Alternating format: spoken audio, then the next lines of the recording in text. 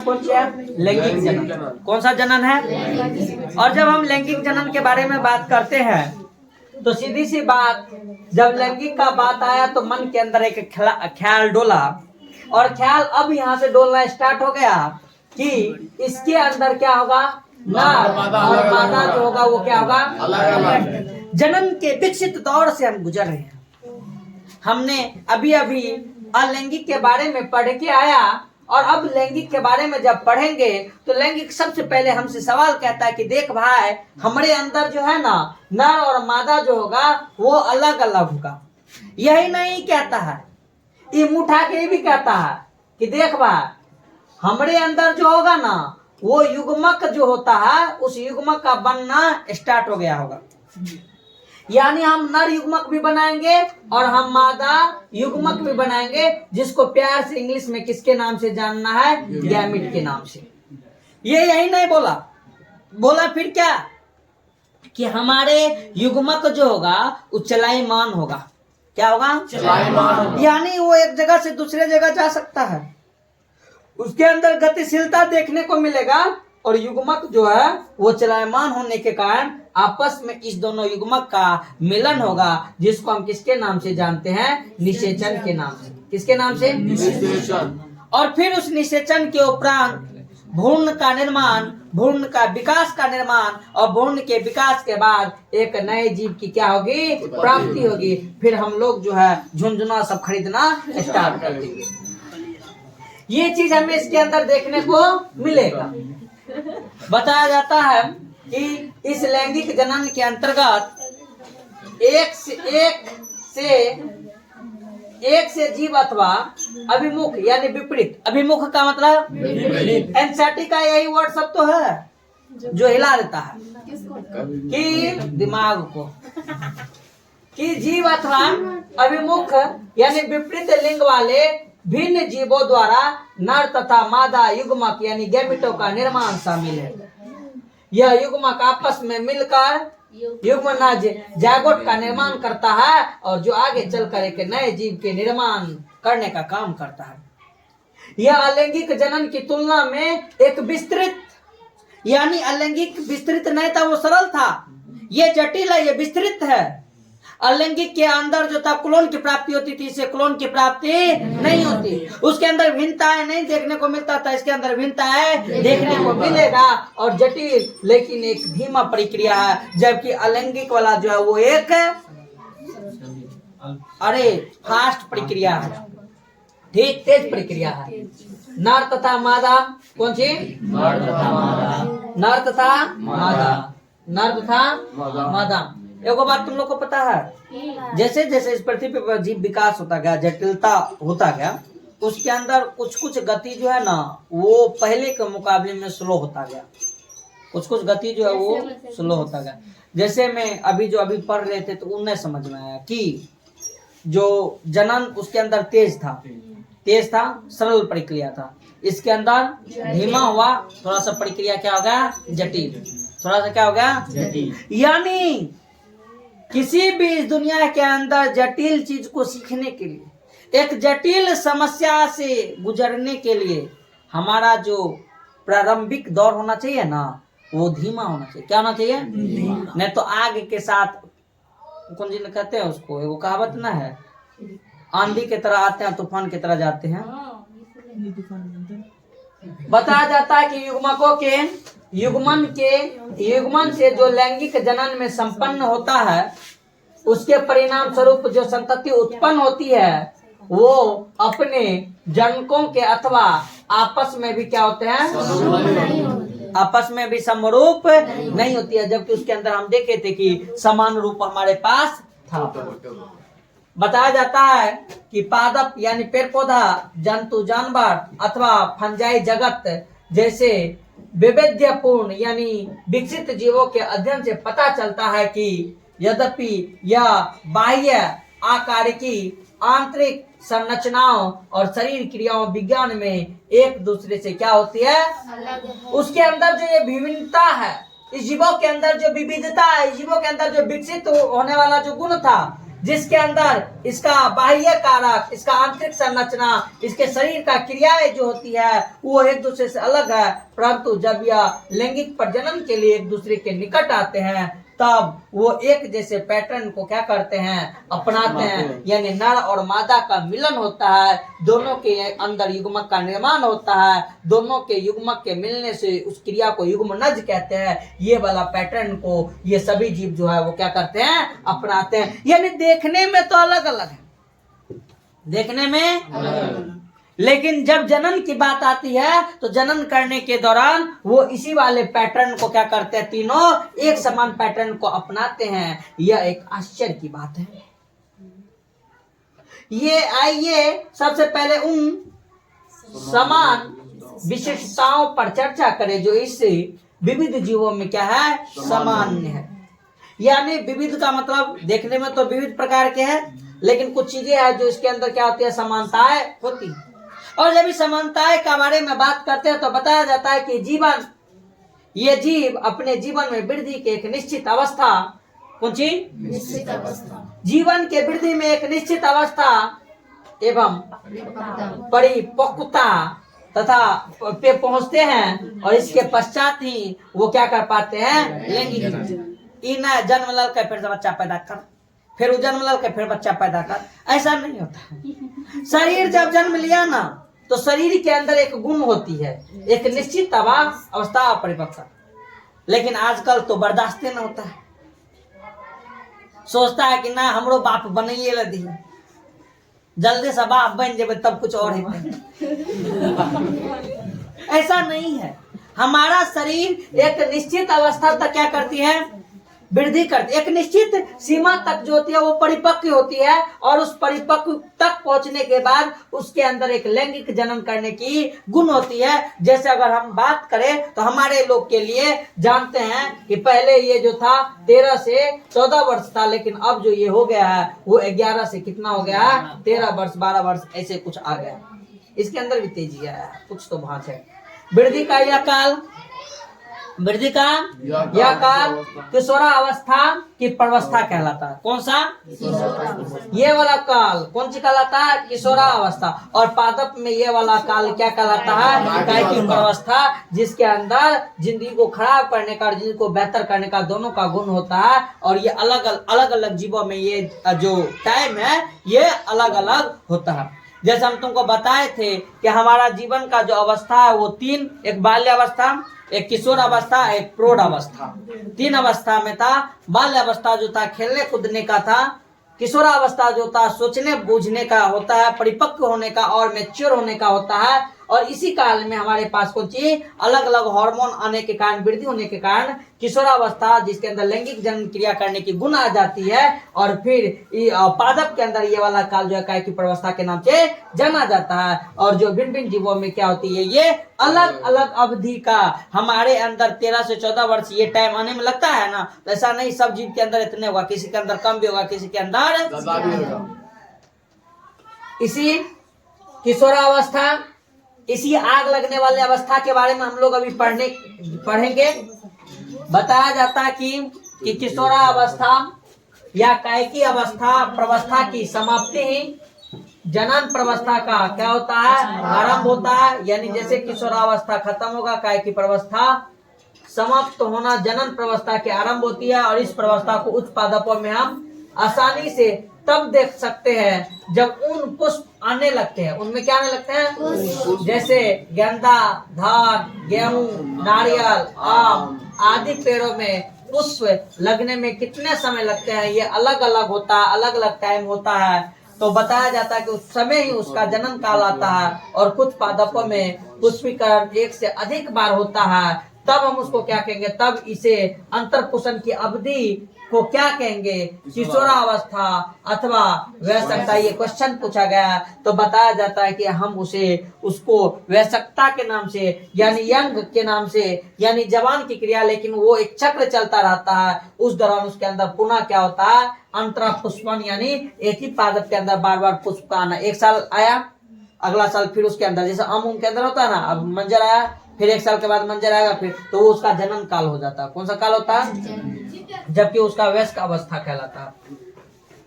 आगे है कि अपने क्षेत्र में लगे हुए कुछ वृक्षों का निरीक्षण करो, यानी तुम लोग को बोला देखने के लिए जाना, आज तो रोड से देखते हुए जाना। क्या प्रतिवर्ष इन वृक्षों पर उसी माह पुष्प लगते हैं? आम का मंजर में लगता है, जिस माह में पिछले वर्ष लगा था। आप ऐसा क्यों सोचते हैं कि आम, सेब, कटहल आदि जैसे फल मौसमी होते हैं? क्योंकि हर मौसम में ये फल उगाने के साथ साथ नए पुष्प की उत्पत्ति और नए नए उपज देने का काम करता है। क्या कुछ पादप ऐसा भी है जिनमें वर्ष भर पुष्पीकरण होता रहता है, यानी हमेशा उसके अंदर पुष्पीकरण होते रहता है, एक साल भर पुष्पीकरण होता रहता है, तथा कुछ में मौसम के आधार पे पुष्प निकलते हैं। पादप जो होता है वो वार्षिक होता है, द्विवार्षिक होता है या बहुवार्षिक भी होते हैं, और यह सभी स्पष्टता, कायिकी जनन तथा जीर्यमान प्रवस्थाओं को प्रदर्शित करने का काम करता है। यानी कहने का मतलब एक नए यंग एज को प्रदर्शित करने का काम कराते हैं। परंतु हमारे पास बहुवर्षीय यानी एक ही साल के अंदर बहुवर्षीय जातियों में इन प्रवस्थाओं को स्पष्ट रूप से परिभाषित करना हमारे लिए जो होता है थोड़ा सा क्या हो जाता है, डिफिकल्ट हो जाता है। हम उसके अंदर उन जातियों के बारे में स्पष्ट रूप से बता नहीं सकते। कुछ पादप असामान्य रूप से पुष्पीकरण की क्रियाविधि को प्रदर्शित करते हैं। इनमें से कुछ जैसे बांस की जाति के पादप अपने पूरे जीवन काल में सामान्यतः 50 से 100 वर्षों के बाद केवल एक बार क्या करते हैं, पुष्प को पैदा करने का काम करता है। यानी अपने पूरे जीवन काल में जब इसका 50 से 100 वर्ष होता है उस दौरान ये क्या करता है, पुष्प को पैदा करता है। यानी कहने का मतलब बांस के अंदर जो पुष्प देने की होती है ना, एक बांस के पास जो उसके बच्चे को जन्म देने की जो टाइम लगता है उसमें 50 से 100 वर्ष लग सकता है। कितना? एक बांस को, एक नए बांस को जन्म देने के लिए, उसके अंदर जनन होने के लिए उसका जो काल हो सकता है वो कितना हो सकता है, 50 से 100 वर्ष तक होता है। केवल एक बार पुष्प पैदा करते वो 50 से 100 वर्ष में। तो जीवन काल में 50, जैसे हम लोग जो है हर साल बच्चा को पैदा कर सकते हैं एक टाइम आने के बाद, यानी एडोलसेंस को प्राप्त करने के बाद। लेकिन बांस जो है वो अपने पूरे जीवन काल में जब 50 से 100 वर्ष का अवधि आएगा ना उसका, यानी बचपन से लेकर 50 से 100 वर्ष, तब वो अपना एक पुष्प को क्या करता है, परिणाम स्वरूप एक बड़ी संख्या में वो उस समय में फल उत्पन्न करते हैं और फिर क्या होते हैं, वो मर जाते हैं। यानी हम लोग का बांस का बीट होता है ना, उसमें एगो बांस के बीट से उसके अंदर जो अलग अलग पुष्पीकरण होता है, एगो दूगो बांस, बड़का बांस का बीट है उससे एगो दूगो बांस का मतलब हुआ कि वहां पर बहुत लंबे समय के बाद वो नए बांस की क्या हो रही है, प्राप्ति हो रही है। उसमें टाइम लगा कितना, तो 50 से 100 वर्ष। और वो बांस जो है, जो बांस जनन क्या होगा, वो अपने जीवन काल में सिर्फ एक बार ही क्या कर पाएगा, जनन कर पाएगा, बाकी जो क्या हो जाएगा, नष्ट हो जाएगा। एक अन्य पादप एस्ट्रोबिलेंथस कुनियाना, याद रखना इसका आता है एग्जाम में, क्या नाम है इसको, एस्ट्रोबिलेंथस कुनियाना, जिसको हम किसके नाम से जानते हैं, नीलाकुरेंजी। नाम क्या है, एस्ट्रोबिलेंथस कुनियाना, नीलाकुरेंजी, दोनों नाम याद रखना। ये 12 वर्ष में एक बार पुष्प को उत्पन्न करता है। हर 12 वर्ष में इस पादप के अंदर एक बार पुष्प की उत्पत्ति होगी। आप में से अधिकांशतः यह जानते होंगे कि इस पादप में इससे पहले सितंबर अक्टूबर 2006 के दौरान, कब, 2006, ये नीलाकुरेंजी जो है हर 12 वर्ष में, यानी अभी जो पढ़ रहे हैं 2022 से पहले, जो कब, अक्टूबर 2006 में के दौरान इतने पुष्प पैदा किए जिसके परिणाम स्वरूप केरल, कर्नाटका तथा तमिलनाडु के पहाड़ी क्षेत्र में सड़क के किनारे पर पुष्पों की एक कालीन चादर से बिछ गई थी और उसको देखने के लिए बहुत भीड़ जुट जाता है, जिसे दृश्य से सैलानियों की एक बहुत बड़ी संख्या इनकी ओर क्या हो जाती है, आकर्षित हो जाते हैं। यानी ये 2018 में भी हुआ, क्या कि 2006 के 12 साल बाद तो 2018, और अब जो होगा वो कब होगा, 2030 में। कहां पर, तो याद रखना है 12 साल कर्नाटक और तमिलनाडु का पहाड़ी क्षेत्र में ये हमें देखने को मिलता है नीलाकुरिंजी जैसा पादप, जिसकी फूल इतनी बेहतर होती है कि उसको देखने के लिए वहां पर क्या आ जाती है, चेले, यानी बाहर से लोग। अधिकतर प्राणियों की किशोरावस्था की समाप्ति उनके प्रजनन व्यवहार के पूर्व उसकी शारीरिक एवं आकारिकी बदलावों से प्रकट हो जाते हैं, और भिन्न भिन्न जीवों में इन प्रवस्था की विविध अवधि भी होती है। क्या बोला है कि किशोरावस्था की समाप्ति उनके प्रजनन व्यवहार, यानी जनन करने की जो व्यवहार है, उनकी जो गतिविधि होती है, उसके कारण क्या हो जाती है, वो पुराना वाला चीज जो वो क्या हो जाता है, समाप्त हो जाता है, उसके अंदर बदलाव आ जाता है, और विभिन्न जीवों में जीव प्रवस्था की विधि जो होती है वो अलग अलग, उसमें कोनो प्रकार जैसे जीवन का अलग अलग अवस्था हर एक जीवन के अंदर अलग अलग वैसे होगा। गाय का अलग होता है जीवन अवधि का सारा चीज, भैंस का अलग होता है, बकरी का अलग होता है, हाथी का अलग होता है, घोड़ा का अलग होता है, आम के वृक्ष का अलग होता है, अमरूद का अलग होता है, बरगद का अलग होता है। सभी के जीवन काल का जो जीवन अवधि के अंदर अलग अलग स्तर होते हैं ना, वो अलग अलग स्तर भी अलग अलग अवधि के होते हैं, और उसके अंदर जो भी प्रवस्था होगी ना, जैसे जनन का प्रवस्था, किशोरावस्था का प्रवस्था, वृद्ध का प्रवस्था, वो भी क्या होगा उसके अंदर अलग अलग होगा। क्या आप मानव में पाए जाने वाले परिवर्तनों की सूची तैयार कर सकते हैं जिनमें जनन परिपक्वता का क्या कर सकता है, इस परिपक्वता का पता लग सकता है? तो हम लोग के लिए आसान है, और हम लोग तो ऐसे भी जानते हैं कि कितना दिन का होता है। आगे हमारे पास है कि प्राणियों में, किसके अंदर, प्राणियों में उदाहरणतः हमारे पास पक्षी क्या वर्ष भर अंडा देते रहते हैं, क्वेश्चन पूछा गया, अथवा क्या यह किसी मौसम से संबंधित घटनाक्रम है?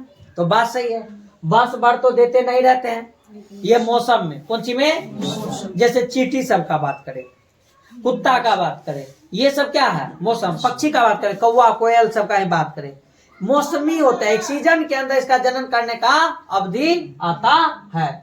मेढक और छिपकली में, मेढक